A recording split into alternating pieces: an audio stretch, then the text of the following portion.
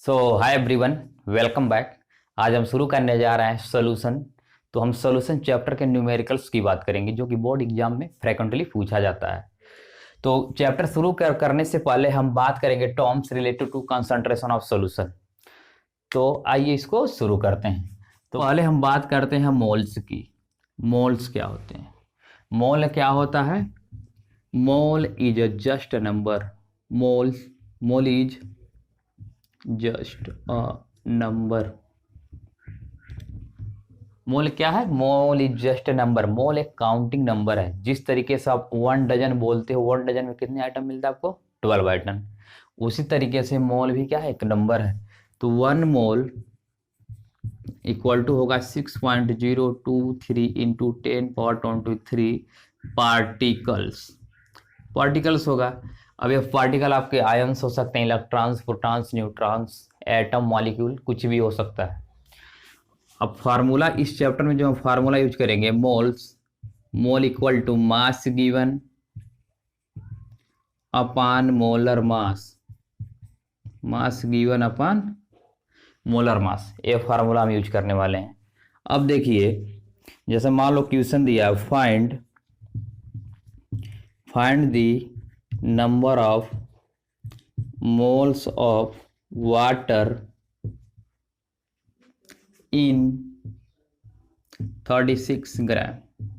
ठीक है, क्वेश्चन है find the number of moles of water in 36 ग्राम। तो अभी आपने निकाला मोल को आप रिप्रेजेंट कर सकते हो एन से, मास को डब्ल्यू से, मोलर मास को कैपिटल एम से। तो फार्मूला निकल के आया है n equal to W by M. तो देखो क्वेश्चन में क्या है, मोल्स निकालना है। N equal to mass given कितना? 36 मोलर मास। अब देखो वाटर के मॉलिक्यूलर फार्मूला H2O है। हाइड्रोजन का एटॉमिक वेट कितना होता है? 1 होता है। तो आप लिखोगे 1, कितने हाइड्रोजन है? 2, 1 इंटू 2। ऑक्सीजन को क्या लिखोगे? 16, तो आएगा 18 ग्राम। मॉलिक्यूलर वेट तो 18 ग्राम आ गया। अब डिवाइड कर दो, आएंगे कितने मोल्स? 2 मोल। तो यानी इक्वल टू 2 मोल आ गया। तो ये तो हमने बात कर लिया मोल्स का, तो इसको नोट कर लीजिए।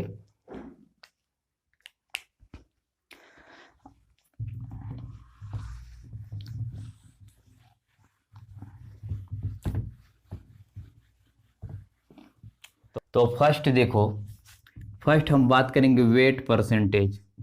वेट परसेंटेज, इसी को बोलते हैं मास परसेंटेज, और रिप्रेजेंट करते हैं इसको वेट बाय वेट परसेंट। ठीक है, तो ये है वेट परसेंट। अब देखो वेट परसेंट में आप क्या करोगे, आपको मालूम है, आप पढ़ चुके हो, जो सॉल्यूशन होता है,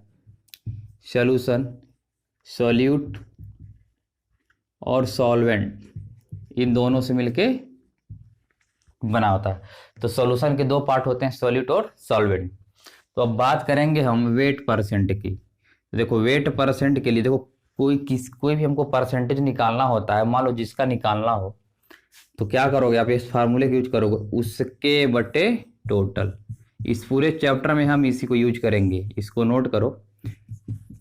जिसका परसेंटेज निकालना होगा उसके बटे टोटल। मान लीजिए हम करना क्या चाह रहे हैं, वेट परसेंटेज निकाल रहे हैं, जिसको आप लिखते हो वेट बाय वेट परसेंट। तो निकालना है आपको सॉल्यूट का, तो लिखोगे सॉल्यूट का wait of solute upon total weight.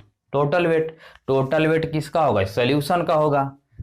तो वेट ऑफ सॉल्यूशन इंटू 100, ये क्या होगा? Weight by wait percent. तो फर्स्ट फार्मूला हमारा वेट बाई परसेंट का, wait of solute upon weight of solution into 100। तो हम फार्मूला यूज कर लिए क्या? उसके बटे टोटल, किसका? उसके, सॉल्यूट टोटल सॉल्यूशन। तो ये हो गया। अगर हम मान लो सॉल्वेंट का पूछ दे, तो उसके के जगह पे क्या लिखोगे? सॉल्वेंट। टोटल के जगह पे क्या लिखोगे? Weight of solution. तो ये हो गया। मान लो दिया भाई आपको 10 ग्राम, 10% weight by wait, 10% weight by wait solution of glucose. ये दिया है 10% weight by 8 solution of glucose. इसका मतलब क्या है कि सॉल्यूशन में 10 ग्राम क्या है, ग्लूकोज है और 90 ग्राम वाटर है। तो गाइज हमने बात कर लिया वेट परसेंटेज क्या होता है, wait of solute upon weight of solution, जिसका निकालना होगा उसके बटे टोटल। तो ये फॉर्मूला हो गया आपका वेट बाय वेट परसेंट का, इसको बोलते हो मास परसेंट भी, एम बाई एम। तो इसको नोट कीजिए।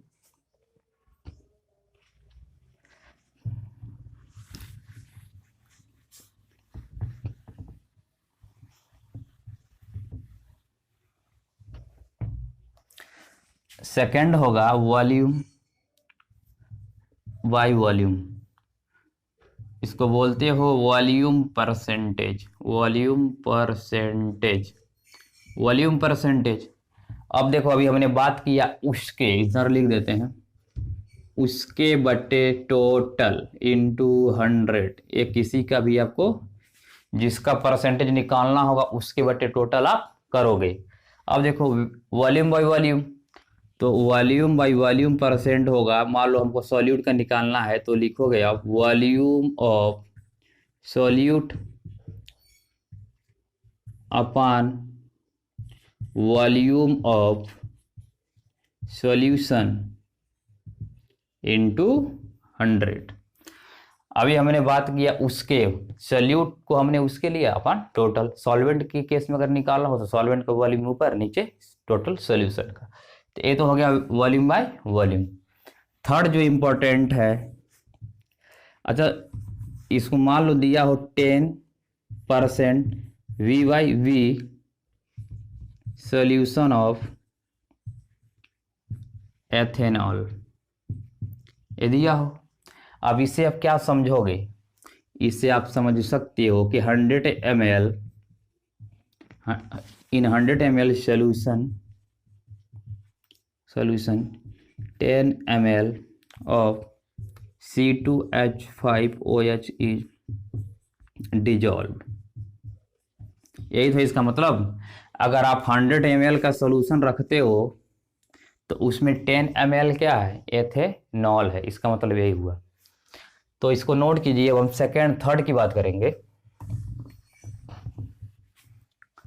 थर्ड होगा wait by volume percent, wait by volume percent, wait by volume percentage. तो देखो वेट बाय वॉल्यूम परसेंट क्या होगा, वेट बाय वॉल्यूम परसेंट में आप लिखोगे weight of solute, weight of solute upon V क्या होगा, volume, volume of solution into 100। ये हो गया आपका weight by volume percentage. It means अगर दिया हो 10% weight by volume, right, 10% weight by volume दिया है, इसका मतलब है 10 gram solute, 10 gram solute 100 ml solution में क्या है, डिजॉल्व है। तो गाइस इसको नोट कीजिए। अब हम कुछ और बातें करेंगे।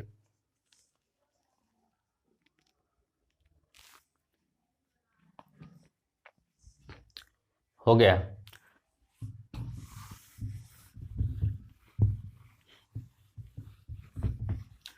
फोर्थ हेडिंग लगाओ मोल फ्रैक्शन, मोल फ्रैक्शन।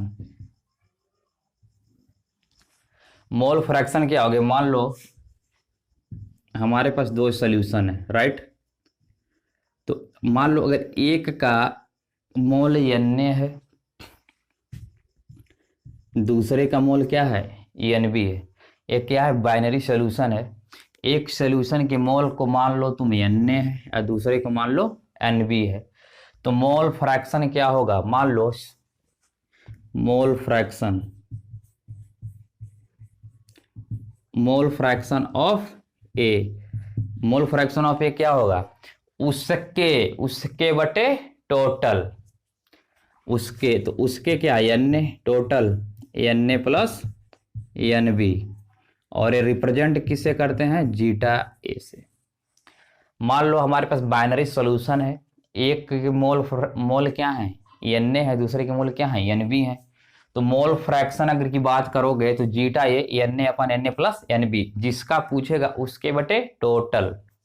मान लो एक्स बी का निकालना हो आपको तो n B upon n A plus n B, तो ये दो फार्मूले निकल के आ गए। ये भी मोल फ्रैक्शन है और ये क्या है मोल फ्रैक्शन। अब देखो इन दोनों को ऐड कर लो, zeta A plus zeta B को ऐड करो तो देखो आप पाओगे n A plus n B upon n A plus n B, this will become 1। तो मोल फ्रैक्शन अगर किसी भी सॉल्यूशन में कितने भी तुम्हारे क्या हो कंपोनेंट हो, सारे के मोल फ्रैक्शन का सम क्या होता है 1 होता है। तो it means this zeta A plus zeta B equal to 1। अगर आप कुछ जीटा ए निकाल लेते हो तो 1 माइनस जीटा ए करोगे तो क्या होगा मोल फ्रैक्शन ऑफ बी का तुम इजीली फाइंड कर सकते हो। तो इसको नोट कर लीजिए। अब हम बात करेंगे कुछ क्वेश्चन की बात करेंगे।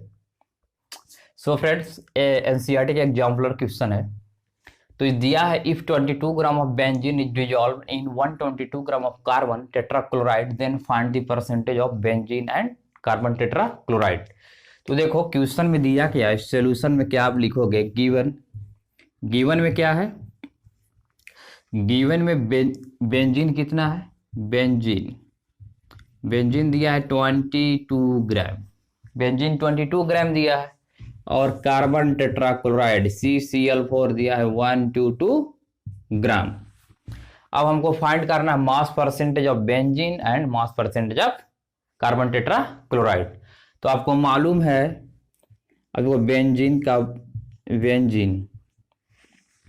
बेंजीन का निकालना आपको wait percent, weight by weight percent यही निकालना है।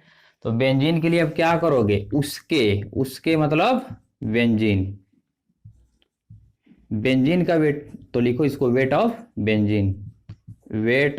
Benzene upon total weight. तो वेट ऑफ बेंजीन कितना है 22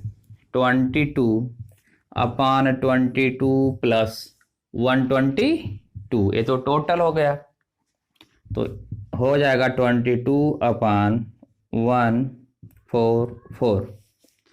आप इसको क्या करो काट दो, 2 से काटो 11, 72 इंटू 100। तो आप जब इसको डिवाइड करोगे तो आप पाओगे 15.28%। ये तो निकल गया बेंजीन का। अब निकालना हो आपको कार्बन टेट्राक्लोराइड, सपोज आपको CCl4 का निकालना होगा तो क्या करोगे 100 माइनस 15.28%, यही करोगे, माइनस कर लो 274 और तो कार्बन टेट्राक्लोराइड का आएगा 84.72%।